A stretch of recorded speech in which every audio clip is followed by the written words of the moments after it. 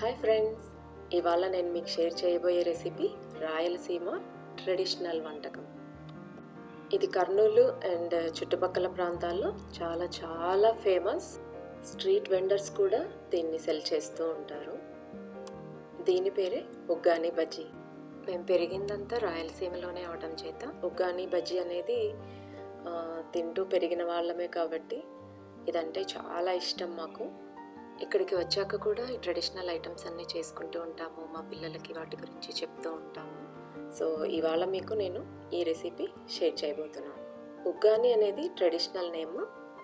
దాన్ని పఫ్డ్ రైస్తో తయారు చేస్తారు. కొంతమంది వాటిని బొరుగులు అంటారు, మర్మరాలు అంటారు, మురుమురే అంటారు. సో పేరు ఏదైనా ఉగ్గాని చేసేది మాత్రం బొరుగులతో. ఈ ఉగ్గాని బజ్జీ రెసిపీ చాలా ఈజీ అండి.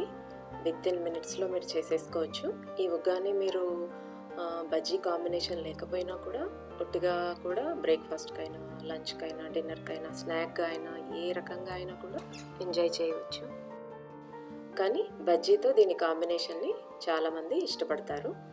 సో మనం ఈరోజు బజ్జీతో సహా ఉగ్గాని తయారీ చూద్దాం. ఫస్ట్ ఉగ్గాని ఎలా చేయాలో చూద్దాం. ఉగ్గాని కోసం ఇలాంటి బొరుగులు 6 to 8 కప్స్ దాకా తీసుకుని వాటర్ వేసి ఒక 5 minutes సోక్ చేయాలి. చేత్తో ఇలాగా ప్రెస్ చేసినప్పుడు వాటర్లోకి అన్ని బొరుగులు వెళ్ళిపోయి మొత్తం అన్నీ మంచిగా నానుతాయి.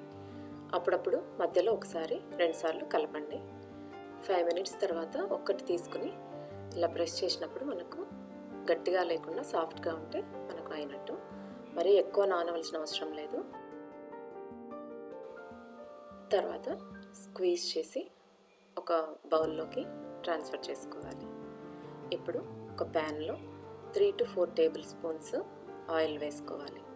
దానిలో 1 teaspoon శనగపప్పు, 1 teaspoon మినప్పప్పు, ఒక 1/2 teaspoon ఆవాలు, 1 teaspoon జీరా, 1/2 teaspoon వాము వేసి కలుపుకోవాలి. ఇప్పుడు 2 ఎండుమిరపకాయలు కట్ చేసి వేసుకోవాలి.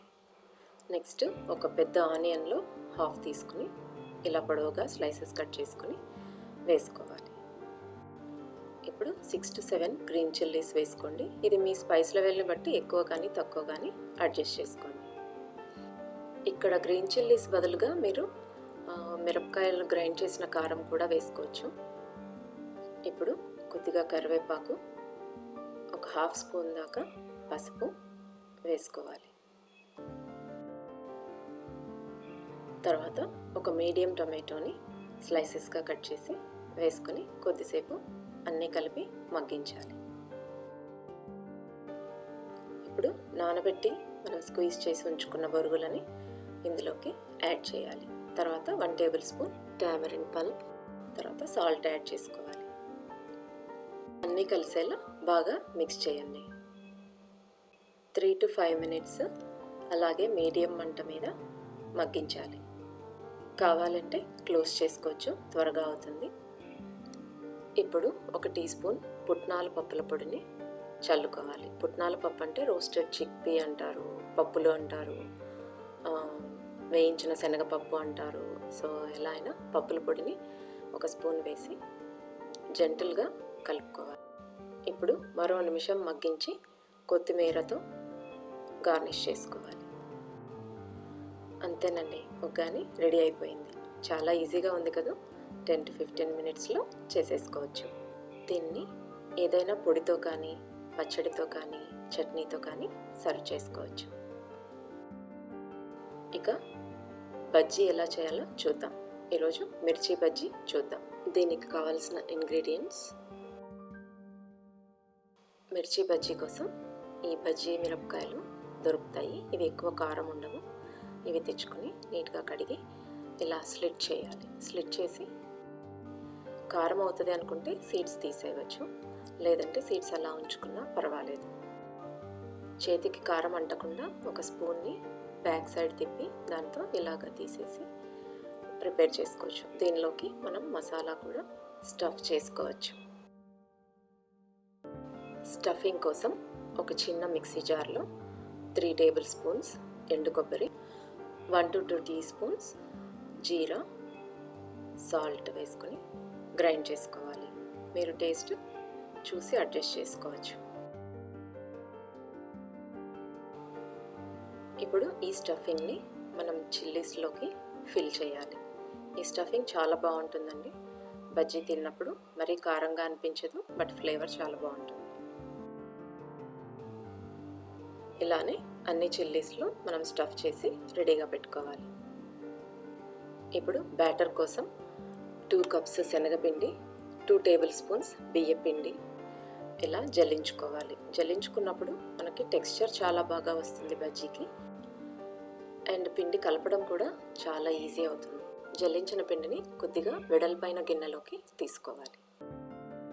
ఈ పిండిలో 1 టీ స్పూన్ వాము, 1/2 teaspoon salt, 1/2 teaspoon soda వేసి బాగా మిక్స్ చేసుకోవాలి.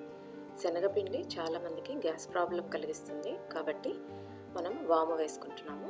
అలాగే 2 టీ స్పూన్స్ ఆయిల్ కూడా వేసుకోవాలి. ఆయిల్ వేయటం వల్ల బజ్జీలు టెక్స్చర్ చాలా బాగా వస్తుంది. ఇప్పుడు అన్నిటినీ బాగా మిక్స్ చేయాలి. ఇప్పుడు కొద్దిగా వాటర్ వేస్తూ పిండిని బాగా మిక్స్ చేసుకోవాలి.